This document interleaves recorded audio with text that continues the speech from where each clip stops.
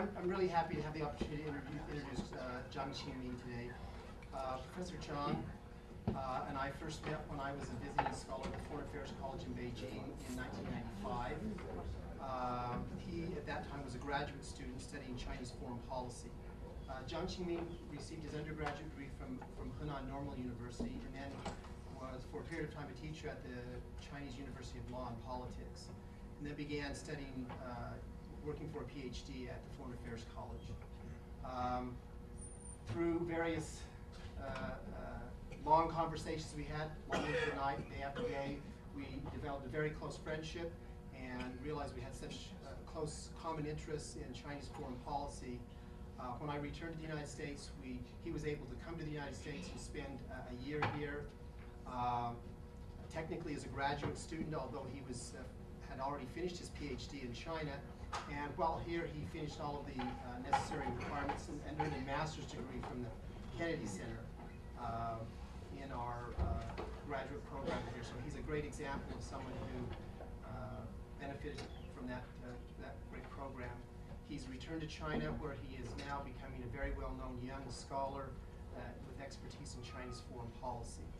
For the past year, he's been at George Washington University as a visiting scholar through the Fulbright program, where he spent too much time giving guest lectures at the Woodrow Wilson Center for International Scholars, at Harvard, at MIT, and other places, and he was complaining that he didn't get enough of his own research done while he was here. So I insisted that he pass through Salt Lake City on his way back to China with his family so he could spend a few days, and insisted that he come to the Kennedy Center and give a lecture. So we have a common interest in the ongoing problems between China and Japan, so I asked him to prepare remarks on the problems and the causes and the consequences of the current Sino-Japanese relations. So I'll turn the time over to Professor Zhang.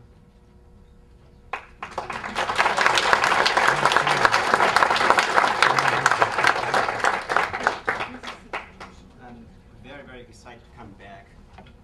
In English, you call the school where you graduated alma mater, but in Chinese, or emphasize relationship, we call it mother school, So this is my mother school. And I want to appreciate, express my appreciation to all those who have taught me. I still remember, but I was told I did not have the time. But I will leave those appreciation in deep in my heart. But I will always consider you as a place, as a mountain where I can, count on, back on. Whenever I have questions, I would just come ask my professor to help me. So today I'm very excited to come here to share my concern and understanding of the current Sino-Japanese relations. Now, I think from the May of this year, the Sino-Japanese relations, I think, experienced the worst case, the worst scenario since the two countries normalized their relations in 1972. So from the March 21st, there had been a large demonstration across the country against Japan. And the views of this demonstration seems to be Kofi Annan's plan to have a reform, in which he hinted he would support Japan to become a UN Security Permanent member. And there are a lot of problems with that plan, but the Chinese, they jumped the gun, went to the street in a protest against that. It seems that the view is that, but there are a lot of problems have been simmering on before that case, like the Koizumi's insistence to visit the Yasukuni Shrine, the 2+2 agreement between the United States and Japan in February this year, and Japan's outspoken insistence, outspoken opposition to UN lifting of the embargo against China, distinguished Japan from many other Asian countries. And the most important case was on March 18th, the Japanese High Court turned down 2 sex slaves or conflict women in China who sued the Japanese government. They were turned down in 2002, and then they appealed to the High Court.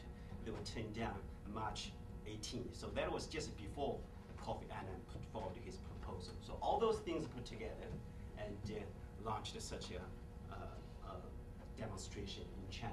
According to the Chinese report, so there are 40 cities in 20 provinces and municipalities that it had demonstrations. So that there are a lot of frictions in international relations, but the specific, or the peculiar feature of the Sino-Japanese relations that most of the frictions are related with history issue. And the common frictions when they entangled with history issue become more and more complicated. And so today I will just focus on the three, and I will just trace the development and how those things happened and what the two governments have done, to prevent the bilateral relations from deteriorating, and why are the causes? What are the causes? And I will analyze it from different perspectives, use the methods that I have learned here, and then I will just talk about the consequences. So the problems, I think there are a lot of problems at this moment, but the most important one, I think, that in the broad case is a textbook issue, which shows all the differences between China and Japan on history issue. And then, but the crux or the focus at this moment is the Yasukuni Shrine issue. And the third one is, which is very accurate at this moment, is the compensation demand by the Chinese victims against to the Japanese government. So the first issue is the textbook issue. The textbook issue, in Japan, it's a demonstration of a pluralist society or democratic system, because every 4 years, people or editors are allowed to edit, compile or review, compare new textbooks and review old textbooks, and then it's sent to the Ministry of Education for them to approve. And but for China, the Chinese would consider that the textbook issue shows that how the Japanese would teach their future generations about history. That is very, very important in Sino-Japanese relations. So the two sides disagree on many issues. But this issue did not happen. During the negotiation for normalization, this was not a big issue. But after the two sides signed the Treaty of Friendship in 1978, this issue began to crop up. The first time was in 1982. In 1982, the Japanese, there was a group of people, they compiled a new book, which changed a lot of terminologies. The Chinese, according to the Chinese, they said whitewash the atrocities the Japanese imposed in China. Like they said that the Japanese did not invade China, or they just want to expand their colony. They changed aggression to attack, to march in. So the numbers of the Nanjing massacre, which according to there are disputes on the numbers of the victims of the Nanjing massacre. According to the Far East Military Tribunal after the Second World War, it was 200,000. But today, the Japanese is okay. It's reducing. But the Chinese side is more than that. They began to change to 300,000. But the Japanese is no, there's no so much. So they remove the number, and they use, use Nanjing incident rather than massacre. So that was the first time the Chinese protested. But after China and South Korea, they protested, Japan made some revisions to that. So that was not a big issue at that time in 1982. But in 1986, they came out again. So the same case, Chinese protested, Japan, South Korea protested, and Japan made some revisions. So that was, we consider that as little noises in Sino-Japanese relations until after the end of the Cold War. In 2001, Japan began to change that again to revise the book. So this time their revision was very large, comprehensive. For example, in the former textbooks, there are 7 books mentioned in the Nanjing massacre. But in the new textbooks, there are only 4 of them mentioned in Nanjing massacre, and only 2 use the Nanjing incident. And as far as the comfort of women, the sex slave was concerned, the 7 books all mentioned as sex, slaves. But in the new books, there are only 3 mentioned that, but they changed comfort women to comfort facilities. So all the things the Chinese also protested, South Korean protested. So this was the third time, but this time the environment in a better relation was not as good as it used to be. So this lingered on until last year. Last year Japan, they began to revise the new books for this year. So it was against such an environment. So the textbooks has been being a problem for a long time. Koizumi became the prime minister of Japan. Koizumi is a very is a person with a strong characteristics. I will discuss that. But when Koizumi became the prime minister, he insisted on paying homage to the Yasukuni Shrine. So Yasukuni Shrine, we also have different ideas of Yasukuni. For Japan, that is just a place to pay respect to the dead, because in Japan, all people who after their death, whether they are good or they are bad, they are all treated as just dead people. They should be respected. But for China, for Koreans, I think the bad people after they are dead, they remain bad. So their names should be condemned, and their burying place, if not destroyed, should be also condemned. So they too have different ideas of this. And the Japanese prime ministers, they visited the Yasukuni Shrine after the Second World War in private capacities. But what became a problem was in 1978, that 14 Class A criminals who were judged, executed by the Far East Military Tribunal after the Second World War, they were moved into the shrine in 1978. This became a problem. So, but the prime ministers of Japan, they did not visit it as in a public capacity until 1985. Nakasone brought 18 cabinet members to visit it. So the Chinese protested, and the Korean protested.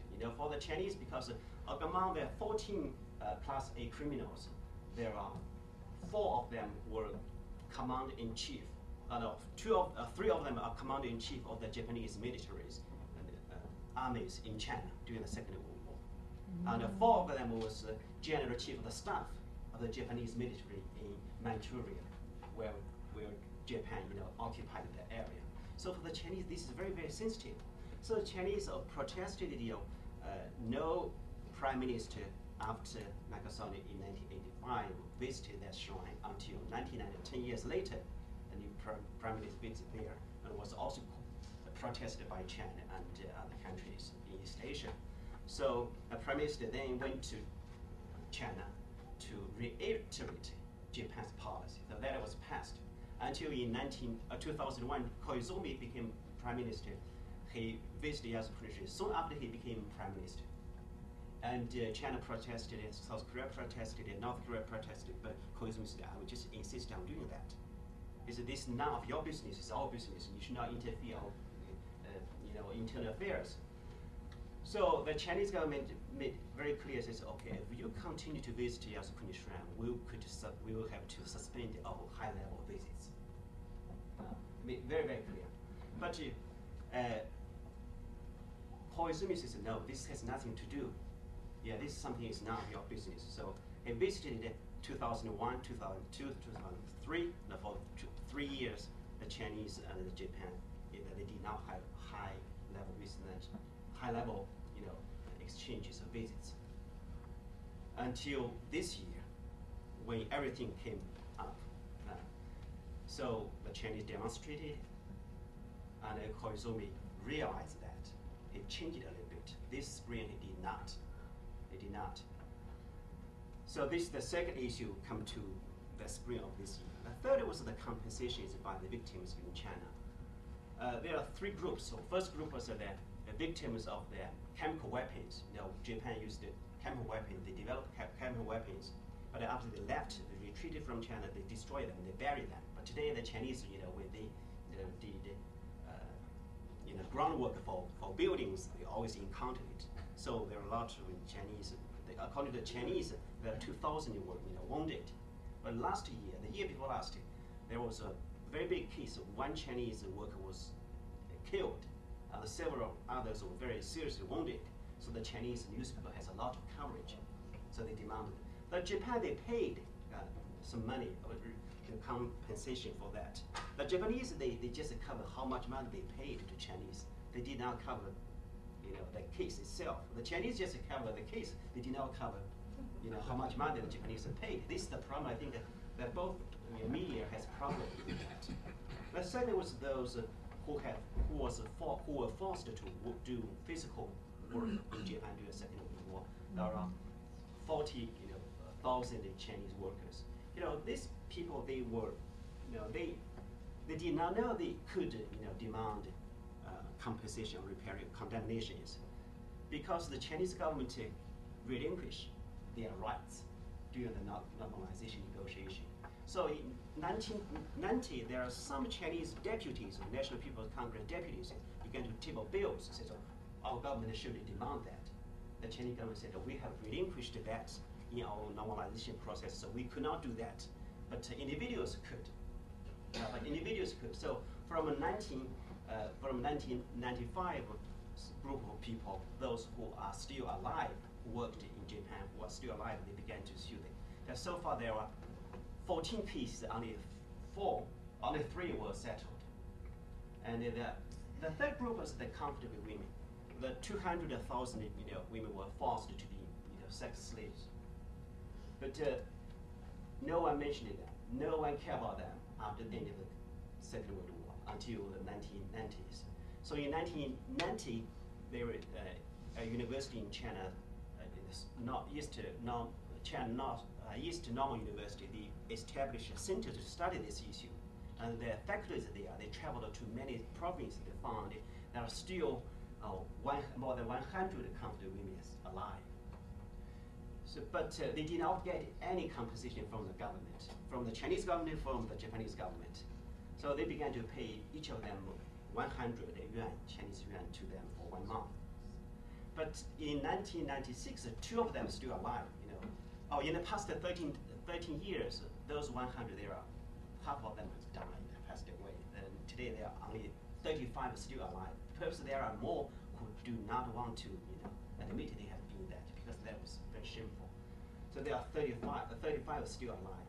But 2 of them, took to the case against the Japanese government. They said that this is the case. We know, we admit, we recognize this, but we could not pay for it. So there are 3. The 3 cases come together. I mentioned that March 18, this came to their case were tamed down. Their appeal was tamed down. So these 3. So this put together caused a great demonstration in China. But both China and Japan, they know that our bilateral relation is very, very important. The government, the officials said that we attach great importance to our relation with the other side. So they began to take measures to prevent that. From the Japanese side, at least 3. Like the first is in April 19th, just after the demonstration, the Japanese foreign minister visited China, reiterated Japan's policy on history issue and the Taiwan issue. But he demanded the Chinese to apologize for the demonstrations. The Chinese refused. But then it was an initiative taken by Japan. And the next initiative taken by Japan was Koizumi. At first he said he will not participate in the ceremony for the anniversary of the end of the Second World War in Moscow in March. But after the demonstration, he said, I will participate in that. That is a great, gesture, a very positive gesture from the Chinese side, from others, government. Because at first he said, that conflict with my schedule. I do not have time at the moment, because that event happened during the weekend days. During the weekdays, I am so busy. But now I said, I will. Now, also, Koizumi stopped paying, visited the Yasukuni Shrine this year, the spring. So this is the third one was that Japan proposed that 2 leaders of the countries like Koizumi and the Chinese President Hu Jintao, they meet on the sidelines of a conference in Bandung, April 22. Chinese agreed. The Japanese, they took some initiatives, but for the Chinese, they also took a lot of initiatives. I think this initiative are proportionate to the Chinese demonstrations. First of all, after April 21st, the Chinese foreign minister gave a big, talk to a lot of people in a great hall of the people in Beijing. Thousands of people participated in that. He explained why it is important for bilateral relations not to take part in those unapproved demonstrations. And after that, the Chinese scholars, some, including some ambassadors to Japan, some of our colleagues who went to different universities around China to say, no, that is wrong to participate in demonstrations. Our relation with Japan is very, very important. After that, 2-3 days later, the Chinese Ministry of Commerce was interviewed by a newspaper and was covered in most of the media in China. He came out and said our relations, economic relations with Japan is very, very important. He gave a lot of figures how important it is. So the most important was the Chinese Ministry of Public Security. They stood out and said, okay, it's wrong to do so, especially before the May 4th, which is a very sensitive day in China. Before that, they came out and they said there is no, we never approved any, demonstration in China on that day. All those rumors through the internet and the cellular phone were wrong. And at the same time, they arrested 16 people who destroyed the Japanese restaurant and shops in Shanghai. So this is okay. This is unlawful to do so. But at the same time, the Chinese foreign minister, he sent his condolence to his counterpart, Japanese counterpart, for the Japan's train crash. Japan had a train crash, a lot of people dead. So the Chinese foreign minister sent his condolence. Domestically, we arrested the people who destroyed the Japanese shops. So those were the Chinese, they take their measures. So the jointly they met in Indonesia, April 24th. And after that, the two foreign ministers met in Tokyo. They said that we should initiate a joint research program to study history issue. So that seems, that the relations is coming out of the limbo. But and also the Chinese vice foreign minister went to Japan to participate in the Aichi Expo to make use of that opportunity to meet with Koizumi. A lot of scholars thought that might be an opportunity for the two sides to resume the summit, because if they're good, that would lay the ground for the Chinese prime minister to visit Japan. But just before the vice foreign minister, prime minister of China have a meeting with Koizumi, Koizumi said, okay, I see nothing wrong with visiting Yasukuni Shrine. This is none of the business of other countries. Other countries should not say anything. So the Chinese vice premier, cut her visit and left. The Chinese expressed anger, with that. So that stopped. Just after 1 month, after that, the education minister of Japan said, okay, comfort women is a fiction. It's not exist in history. It's good to remove that from the history book. And China protested. And the Japanese, chief minister came out and clarified and said, no, that existed. That the Japanese recognized that. Japanese apologized for that. So that existed. That's our policy.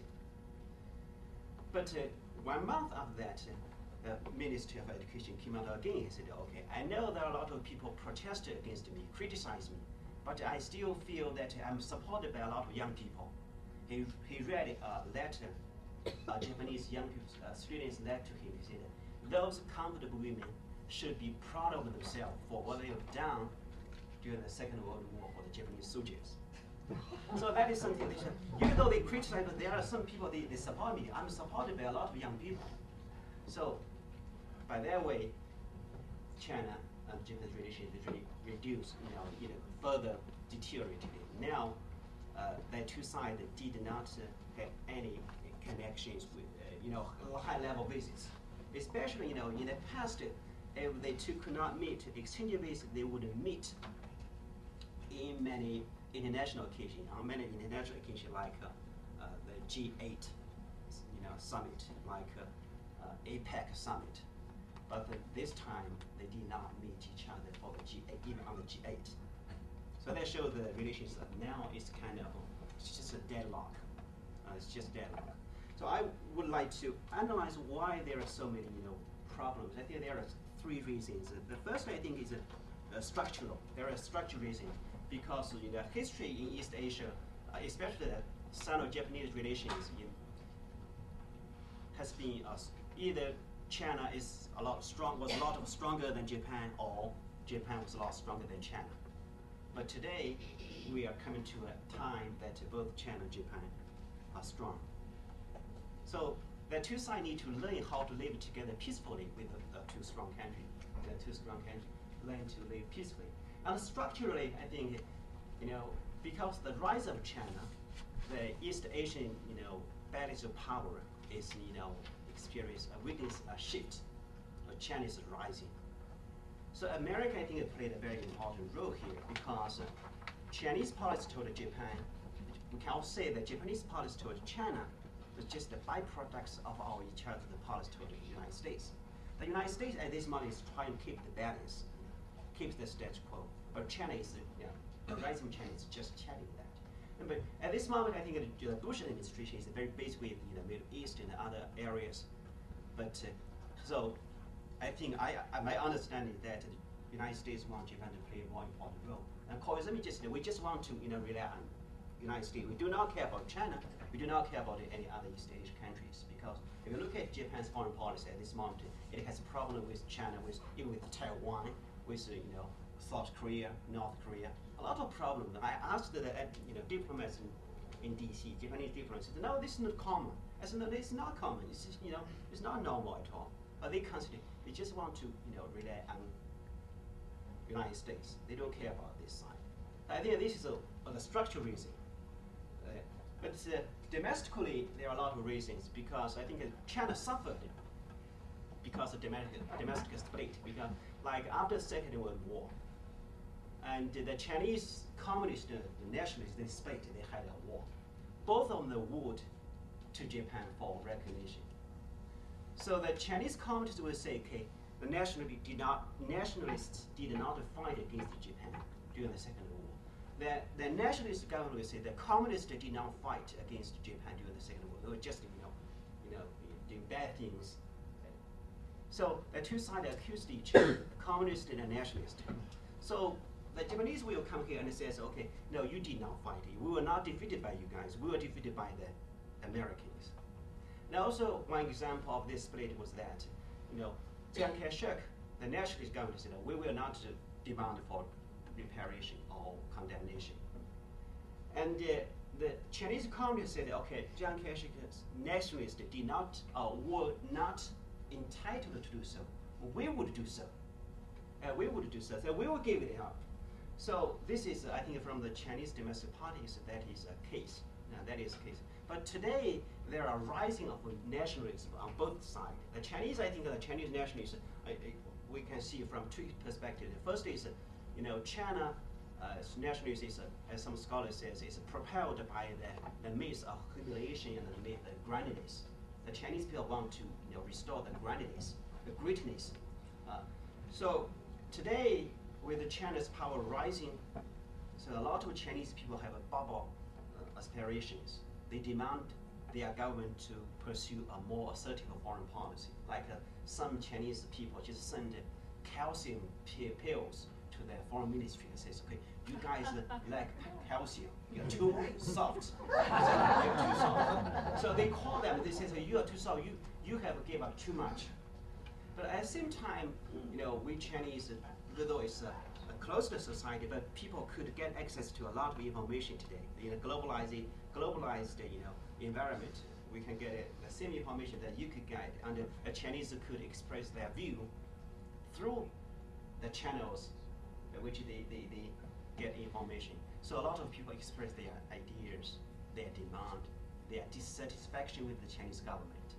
So the Chinese government at this moment, they are just facing a two-level game.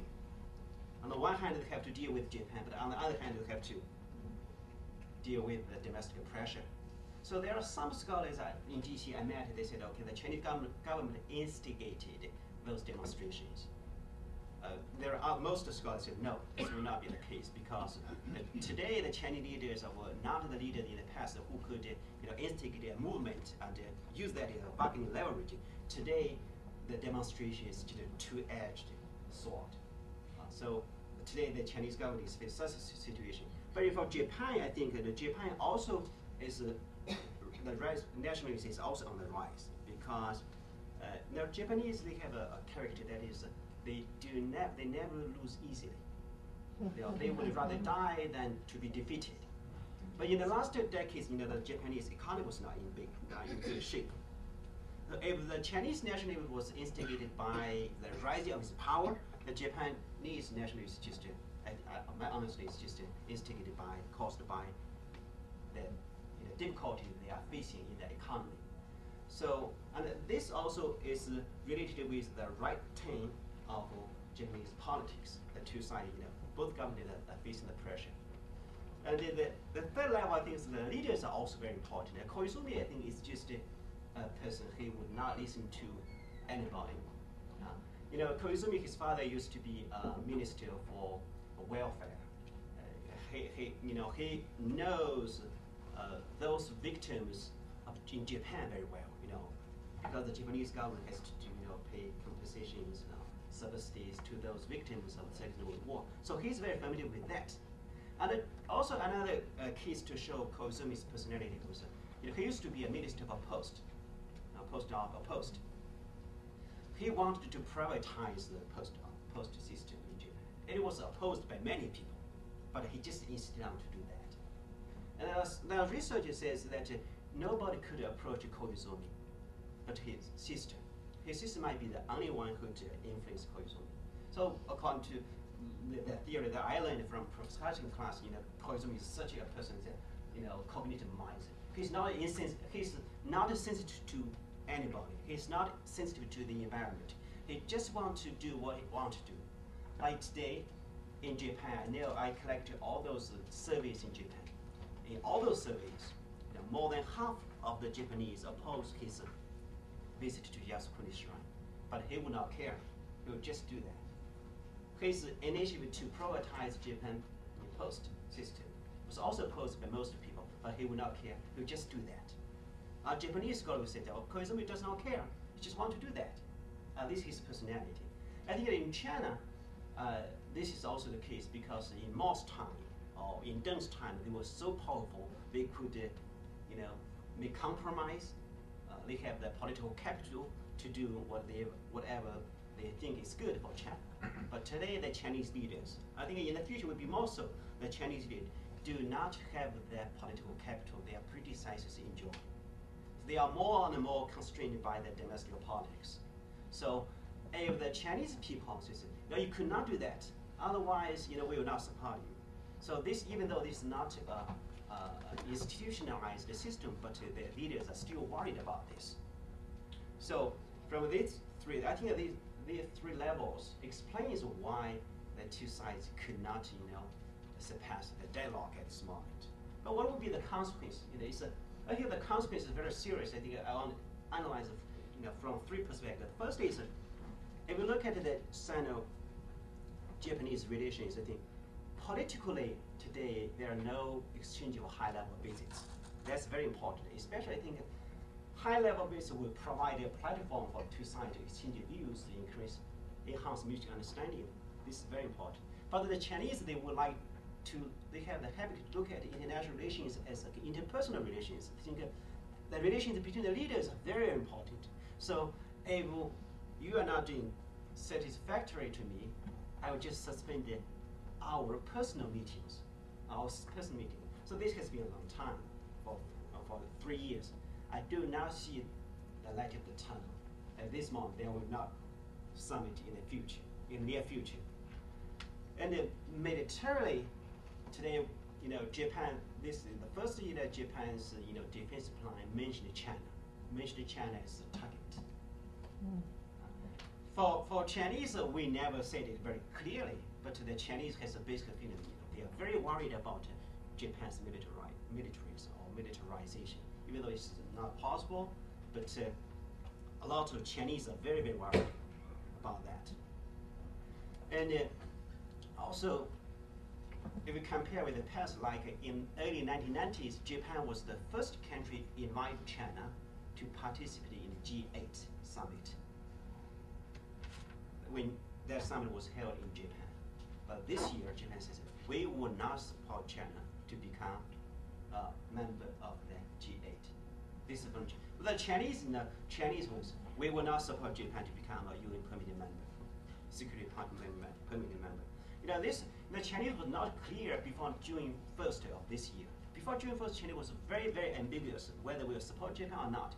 We're looking at if Japan, we feel Japan is sincerely apologize for the historic misdoings, we support it. But we waited until June 1st this year. We said, no, we will not support Japan. So from politically, the two sides, the relation between the two sides are very bad. Economically, in the past decades, we Chinese always call the relation between China and Japan was economically hot, but politically cold. But today we feel that both economically and politically are cold. I'll just give you several examples in the figures. Like Japan used to be China's first trade partner from 1993 to 2003.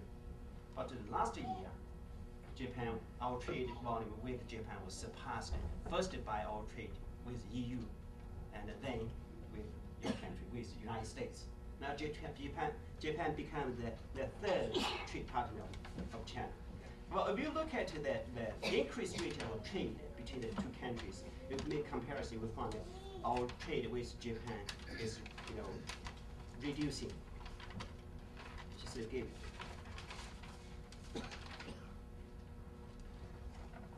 Like the trade increase rate, the increase in bilateral trade slowed down. From 2000 to 2003, China's bilateral trade with U.S. increased by 20%, with South Korea increased 27%, with the ASEAN countries 31%, with EU 22%, but only 19% with Japan, the year before last. Last year, our trade volume increased with the United States increased by 34%, with South Korea is 42%, with ASEAN countries 35%, with EU is 33%, but with Japan is 25%.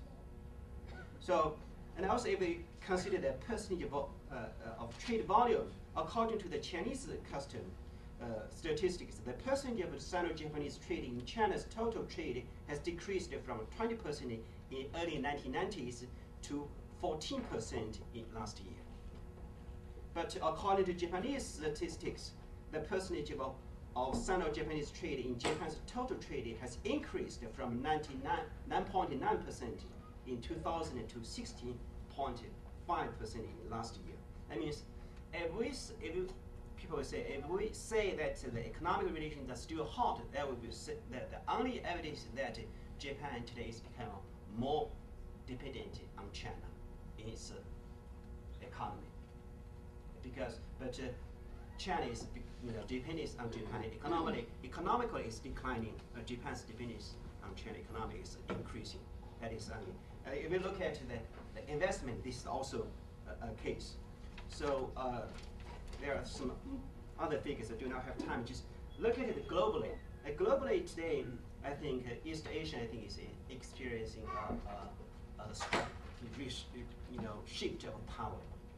And during the Cold War, we know that the Cold War line, the front line was between South Korea, North Korea, Japan, China, Taiwan Strait. But today, North Korea, South Korea is very close to China. Japan is very, become more and more, close with the United States militarily and strategically. So that's from economic, political perspective or strategic perspective. If we look at economic, front, East Asia is trying to catch up with West Europe. in its process for integration. But in East Asia, the two countries most important are Japan and China. The two sides could not see eye to eye with each other on many issues. Like Japan is talking about a free trade agreement with most ASEAN countries, East Asian countries, Southeast Asian countries. China is talking about free trade agreement with most of those countries. But Japan and China never mentioned that. But without China and Japan, East Asia will never make any big progress in its economic integration. I think this is very worrisome. If we want to, prop our economy, increase our economy to maintain sustained development, the cooperation in economic field between China and Japan are very important. I think I will just stop here. Maybe you have questions or just criticize or correct me. Just tell me. I don't know whether I will pass the exam when I come back.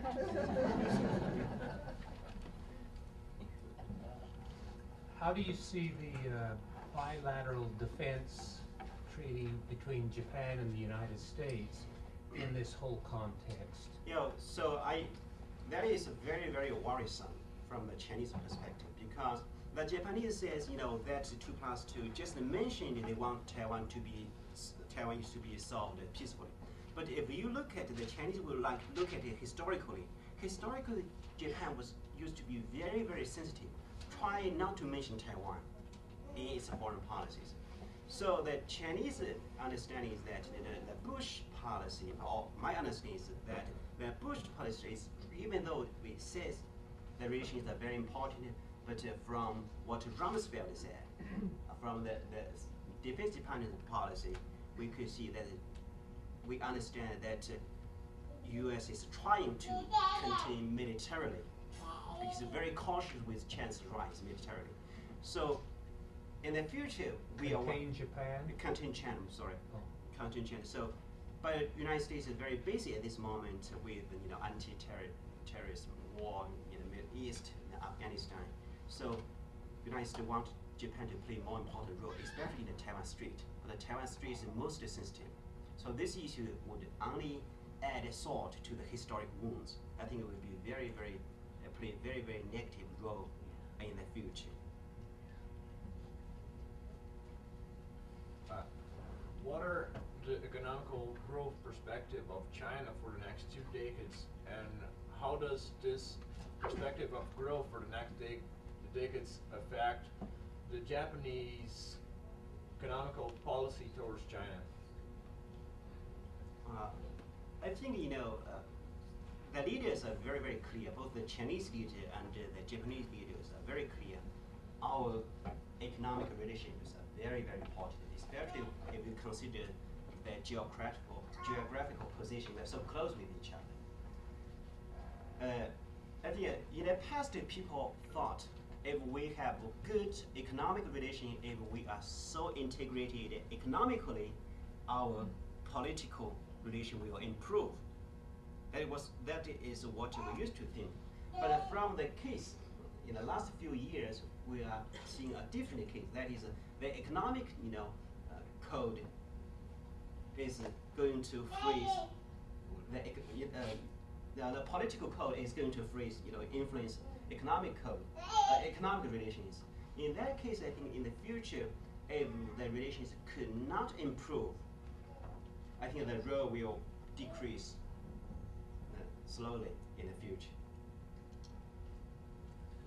The North Korean Chinese six-way talks that involve everybody in the East Asian sphere certainly are an area of concern, but they're also a concern at the provincial level. The 3 northeastern provinces of Jilin, Heilongjiang, and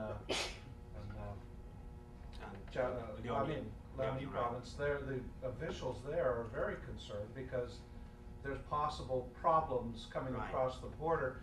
Is there a domestic agenda that you can sense that between the central government and between the provincial people who have to deal with the day-to-day results? I feel that is a problem. I think that the central government, on this point, I think they agree with that. They noticed because if there is a chaos in the Korean Peninsula, there will be a lot of refugees like Jilin, Heilongjiang, Liaoning province will, will suffer first. So the Chinese government's policy in the six-party talks, one of the policies is that the Korean Peninsula should remain stable. We do not want to see a chaos because we will suffer. It's not we, the northwest or the southwest will not suffer, but the northeast will suffer. So that is the concern of the central government. At this moment, I do not see there is any difference of different views between the central government and those provinces. Don't the provincial officials presently struggle with a little bit of? I think they worry problem? about that. I think they will. I don't know exactly the details, but I think they will just go and tell, their concern, their worry, and they will try to make their voice heard. And but to exaggerate the differences, I cannot see at this moment. The Pentagon recently issued a statement regarding the militarization of China and their increased capabilities. Before you had mentioned China was wanting to block the Japanese bid for a permanent seat on the Security Council because of the militarization of Japan. Do you see that, however, as just a result of China's own militarization? Oh yeah, that is. I think this is the logic of the Pentagon paper, and also this is the logic of Rumsfeld when he talked about the Chinese military increase. The Pentagon paper this year has been postponed for 3 times. The Chinese has a lot of discussions. They have been waiting for that for a long time. Finally, it came out. So the Chinese are very, very concerned about the exaggeration of the Chinese military. So they will just say that. I feel that the Chinese have a problem with it. They do not know. They like to hear some people say what they really want to say, want to hear. The Pentagon paper is something they really do not want to hear. So the scholars in China, also the government, after the paper was released, the Chinese Foreign Ministry called the envoy in Chargé d'Affaires in Beijing to lodge a protest against that because they think that's exaggerated the Chinese military. And that is connected with your question just now. When Rumsfeld said that China's increase of military expenditure is, threatening, is posing a threat. Non-East Asian countries, echoed him, but Japan. Japan is the only country that says, okay, we are worried about that. No other countries. What military threat does China feel that justifies the buildup in the military? I think at this moment, the Chinese are very clear their threat is Taiwan, because they are very afraid of Taiwan independence. So I think the military build-up, most of them are targeted at Taiwan to prevent Taiwan from splitting from the mainland. This, I think, is the main reason. Other than that, at this moment, we do not feel, or at least I do not feel America has posed a threat to China or Japan, even though Japan militarily is rising up. We do not feel that there is going to be a big war between the two countries, because big wars are becoming more between big countries, become less and less possible. But the Chinese are very, very worried because they have the mentality. They think the security, they think the territorial integrity and sovereignty is so important. It's just they could not afford to lose Taiwan. That was the main reason. But for the United States, we think it's a threat because the United States has commitment to Taiwan. Mm-hmm. So that was the reason the United States see that as a threat. I have 2 questions, and I've been deciding which one I like better, but I want you to answer both of them to me. The first is, the Pentagon report came out at an interesting time because somewhat prior to that report, we had this interesting statement by a particular member of the Defense Ministry about the possibility of using nuclear weapons should the United States enter the Taiwan conflict. So there's a lot of, from a foreign policy analysis perspective, was that a mistake? Was that a rogue administrator? Or was that a particular signal for a particular time? All right, my second question. You know I'm interested in demographics, but here I'm interested in Japanese demographics. You talk about how China and Japan are both strong at this particular time, but yet Japan has one of the lowest birth rates in the world. And in fact, their population is set to drop precipitously over the next several decades. How does that figure into the future of Sino-Japanese relations? Okay, for the first one, I know that the general, as I met, I personally know that general, because before that there were a lot of discussion in China whether we should give up the commitment not to use nuclear weapons first, non-first use nuclear weapons, because the Chinese the Chinese government's policy is that we will never use nuclear weapons first, or we will never use nuclear weapons against those countries who do not have nuclear weapons. But today, there are scholars that have been a long discussion, we should give up this non-first use. Like if we want to defend our sovereignty and territorial integrity, we have these weapons. These weapons could be used as a foreign policy instrument. Why do we give up this instrument? We should just give up this commitment. There are a lot of long discussion. But for this scholar, I think, because I follow that here, I don't know the details. I understand is that he spoke that from his personal view, because there are a lot of scholars in China have this kind of view. That he's not alone. But the Chinese government so far, that might be consideration, but at this moment they have not changed this policy. So because the Chinese policy is that you could not say very sensitive issues without the approval of the Chinese government. So this is understood as a government's policy. I understand it's not. Perhaps today I say something very different from the Chinese government policy. I'm not so important, no one will just, pay attention. But if I'm important, I will say something different from. Perhaps some people will understand it.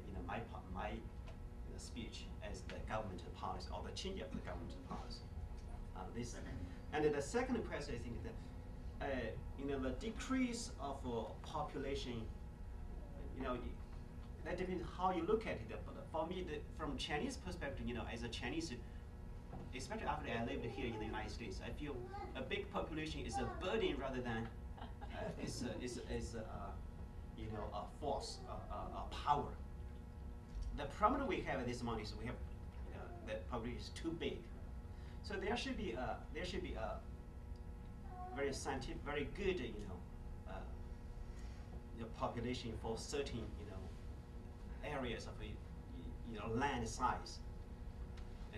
I think the United States might have a very, very good land size for its population, but I think Japan, the population, as a matter of fact, is too high for its size of land. Obviously, the decrease might facilitate or increase it, will positively rather than negatively influence its power. I don't know if you have the expertise on this. Is something I am not familiar with. What's the key to stabilizing the East Asian region and maintaining a positive balance of power, to preventing kind of an arms race or conflict? Oh, I'm sorry. Please, I did not quite catch you. What's the key to stabilizing the East Asian region and maintaining a balance of power to prevent that one. an arms race? Yeah, there are discussions in China. It's a very popular view in China. Says in the past or during the Cold War, the security is only my security is built on the insecurity of my enemy, and this is the way of security dilemma. So after the end of the Cold War, the Chinese saw the Japan, the United States is reaffirming its Cold War alliance. The Chinese said, no, this is not the good way.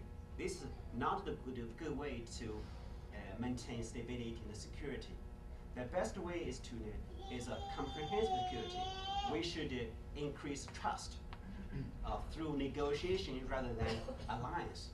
So this is the idea of the Chinese. So the Chinese, the best way, we have two examples. One example is the Shanghai Cooperative Organization. The other is the ASEAN Regional Forum.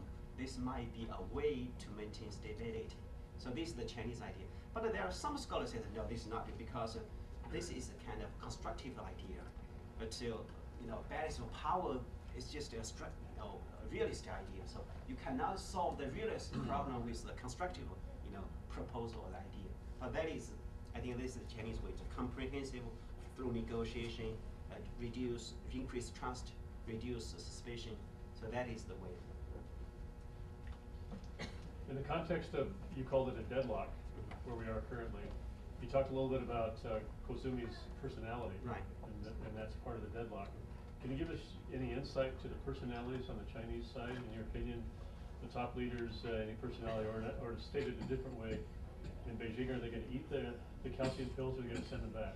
That one, I feel that today, the Chinese leaders, there's no paramount leader.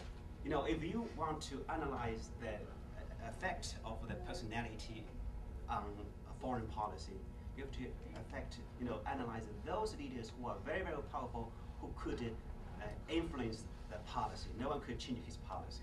Koizumi, I think, is such a person. But in China, it's kind of political bureau. Who Zhang Qingmin, or who, especially who now, is just become the secretary of president. So he was in he has a decision, a unit rather than individual. So in this case, I think we cannot see that whose personality will influence the relations or not. But what he's about to, because in the past, Mao's personality is very, very important. Mao just could throw that calcium pill back and criticize those who send them. But today, the leader, they do not have the capital or credential to do so. So they will just, so today the Chinese, I think, the more influential factor is the domestic weakening of the people. The leaders, their personality will not be so important. Do you ever see a solution to the Chinese-Taiwan problem? Is China ever going to give up, or are they going to keep pursuing, and what's going to ultimately happen? This one, this is this is a big problem that the Chinese leaders or Chinese people has for generations trying to solve. So far, they still have not found a solution, and I do not see in the near future there will be a solution. But the Chinese position at this moment will be more and more tough on that. As Taiwan is moving or shifting away from the mainland, they will be more and more tough. They will use whatever they want to, or they think is necessary, like use military force. I feel there's no solution at this moment. So really, as long as Taiwan plays some kind of quasi homage to China, then they're going to let it be. But if they try and move away, then you see problems. Yeah, we see problems. That's a big problem. The Chinese, there's a joke, among the students in China. So if the Taiwan issue did not exist, perhaps the formerly Zhang would maintain in power for more years. Because of the Taiwan problem, everybody is afraid of that problem. If you do not solve the good, you will be remembered as a person to be condemned in history. So everybody tries to steal it. We do not touch it, but it's so important. Everybody has to, handle it very, very carefully. It's a very big. I think it's a headache for the Chinese leaders. There's a phrase in the United States, perhaps you heard it when you were here. You attract more bees with honey than you do with vinegar. Has the mainland tried to understand the concerns of Taiwan and try to accommodate them so that they would be willing, the Taiwanese, to come back to the mainland? As a matter of fact, the Chinese mainland is using every means possible. Use the steak or carrot, both. They say that today this is the steak is becoming harder, the carrot is becoming sweeter. You guys using every means, every means that is at disposal. They will use every means. They have tried to attract the Taiwanese to invest in the mainland, and they have a lot of good policies to attract the Taiwanese to invest in the mainland.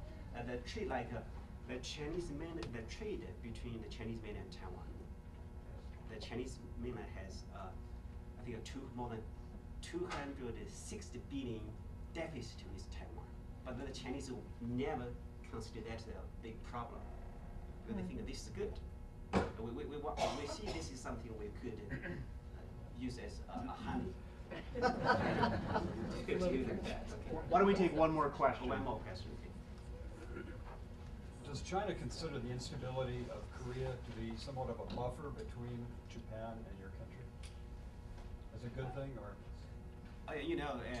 From scholarly perspective, I think that is obvious, very obvious. But the Chinese will never say that.